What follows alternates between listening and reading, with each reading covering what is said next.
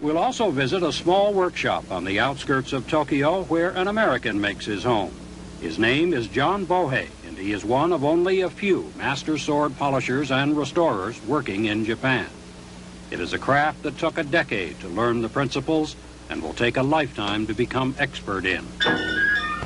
The Japanese sword of past centuries is pure art. Those who have studied it say it is a supreme form of artistic expression.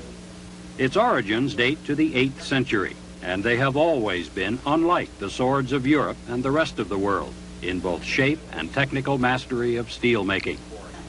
There are still thousands of these beautiful masterpieces in museums and private collections around the globe. One estimate puts the number at around 25,000. The caretakers of these swords of the 14th, 16th, 17th, or 18th centuries are the sword polishers.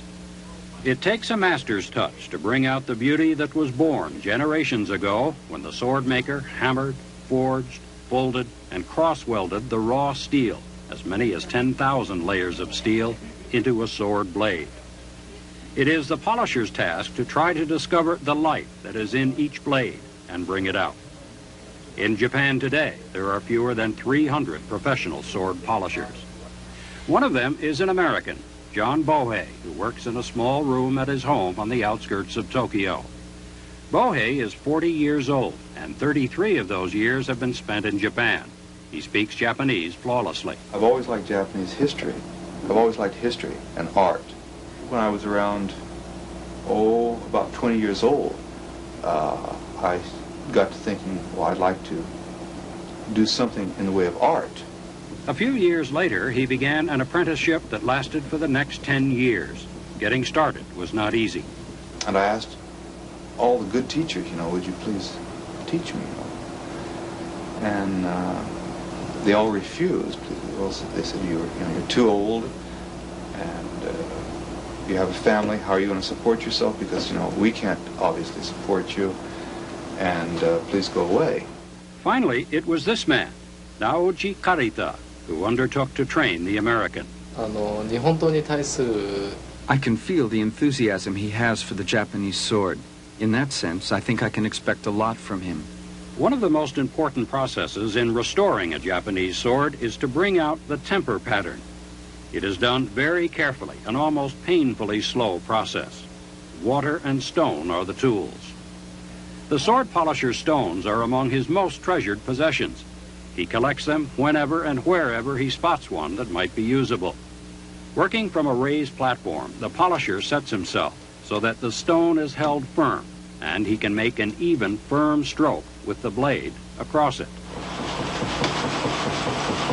It is the position and movement that sword polishers have used for centuries. Jon says matter-of-factly, there are two kinds of sword polishers, those who have back problems and those who do not. Jon has recently developed a slight back problem, but he is in good company. Great care must be taken not to damage the blade in the polishing or restoration process. Indeed, a careless worker can ruin a treasure in no time. In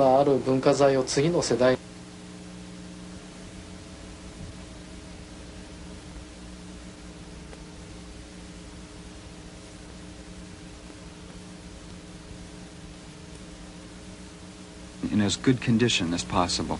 Collecting Japanese swords, the most famous relic of the days when the samurai walked the streets, is a very expensive hobby. A sword from the Shinto period, for example, can cost tens of thousands of dollars. Most sword polishers cannot afford to own the blades they work on. But they know the joy of touching, feeling, and working on hundreds of fine swords as they restore and polish them. Jon says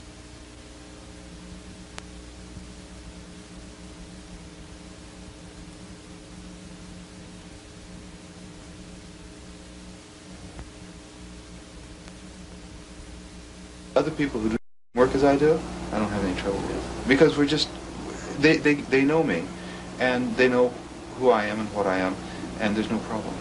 he is kept busy restoring swords that come to him from within Japan and from overseas, from Canada, the United States, Australia. Most of his customers he knows only through their Japanese swords, but they are close relationships, fondly remembered. I'm busy. I'm not making a lot of money, but because of the amount of time involved, but I'm very busy. I can only polish maybe 2 long blades a month at best. That's really a pretty good pace, and do really quality work. In the hands of a master polisher, the blade reflects flashes of color that resemble a sunset, colors that were hammered into the steel hundreds of years ago and released in the 20th century.